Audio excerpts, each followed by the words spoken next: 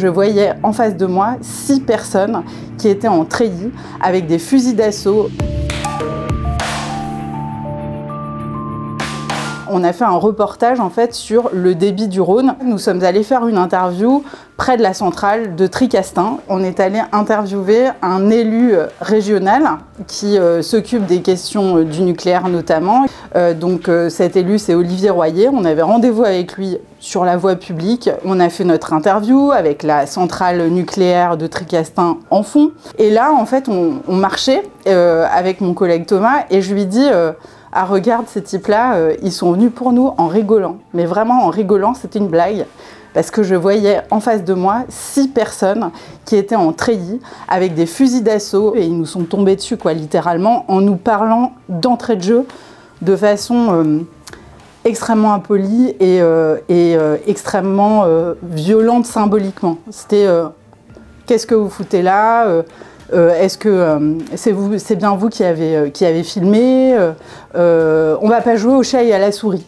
Et en fait, ça s'est enchaîné comme ça. Donc ils ont pris nos passeports, nos cartes de presse. Bon, jusqu'ici, je me dis, ils font un contrôle et puis ils voient qu'on est journaliste, ils vont nous laisser repartir. En fait, pas du tout. Ils ont commencé à nous dire qu'on n'avait pas le droit de filmer la centrale. La centrale, on la voit de partout, on la voit de très loin. Donc c'est une ville où juste on n'a pas le droit de filmer en fait. Et puis là, c'était quand même assez tendu. J'ai demandé le texte de loi qui faisait qu'on n'avait pas le droit de filmer. Et puis on m'a répondu, bah, je me balade pas avec les textes de loi sur moi. Et en fait, très vite, ils ont commencé à mettre la pression sur Thomas, qui avait la caméra dans son sac à dos, en lui disant maintenant, tu vas effacer tes rushs. Tu sors la caméra, tu prends tes rushs et tu les effaces devant moi. Et puis là, ils ont commencé à nous menacer clairement de nous emmener au poste. Il a été quand même obligé d'effacer les rushs un à un et le personnage qui nous parlait principalement nous disait si de toute façon, si vous effacez pas ou si c'est diffusé quelque part, c'est pas compliqué, vous allez être blacklisté, vous pourrez plus bosser en France. Nous ne travaillons que pour la presse étrangère. Dans ce cadre-là, notre carte de presse est une carte du ministère des Affaires étrangères. Donc on est dépendant d'eux chaque année pour avoir notre accréditation de la presse étrangère. Donc j'ai trouvé que cette menace-là était vraiment très précise, qu'elle frappait juste et qu'elle était juste inadmissible également.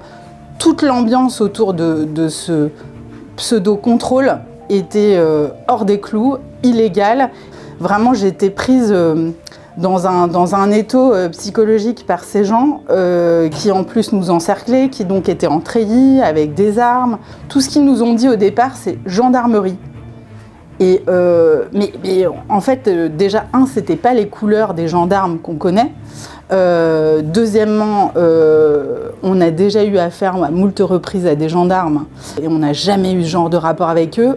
Donc vraiment, pendant des semaines, on a pensé que peut-être ce n'était pas des gendarmes, mais plutôt de la sécurité privée. Et finalement, c'est RSF qui a eu la réponse officielle via un mail de la communication de la gendarmerie nationale qui dit « Oui, ce sont nos hommes ». Ils ont assumé que c'était eux. Mais ensuite, ils ont dit « Alors, on a arrêté ces journalistes parce qu'ils étaient mal garés ». Ils étaient garés dans un endroit interdit. C'est une explication ridicule. En plus, on a des éléments tangibles pour expliquer qu'évidemment, on était bien garés. On n'était absolument pas garés dans une zone interdite. Et ensuite, il y a une autre explication dans cette réponse officielle qui dit « Oh, s'ils ont effacé leur rush, c'était après une gentille petite discussion avec ces journalistes. » Ils mentent pour dire « Oui, on a fait un contrôle normal. » Ils mentent à leur hiérarchie. Je sais aussi de sources off qu'ils ont menti au préfet. Et je rappelle que le PSPG, ce peloton d'élite, eh bien, c'est l'élite de la gendarmerie. Donc pour moi, ça doit être l'élite aussi d'une certaine idée du droit et du respect du droit. Le long du Rhône, il y a 14 réacteurs nucléaires. Et ce qu'on m'a dit en local, à la fois les journalistes, mais aussi des acteurs locaux, qu'ils soient politiques ou citoyens, c'est que c'était un peu une zone de non-droit finalement. Tout ce couloir qui est à la fois contrôlé par la sphère du nucléaire et des très forts intérêts industriels, c'est pas facile d'y travailler quand on est journaliste. il y a un problème à minima de formation des forces de l'ordre sur leur travail vis-à-vis des journalistes, sur le respect du droit de la presse, sur le respect de journalistes qui travaillent normalement. Il se trouve que j'ai travaillé beaucoup ailleurs qu'en France. Je me suis retrouvée notamment sur la route migratoire en 2015, entre la Macédoine et l'Allemagne. J'ai eu affaire du coup aux forces de l'ordre à des moments extrêmement tendus aux frontières, notamment en Serbie, notamment en Hongrie. Je n'ai jamais vécu un moment comme celui-ci où on m'a traité comme ça. Jamais. Donc ça, c'est pas normal. Il faut que ça cesse.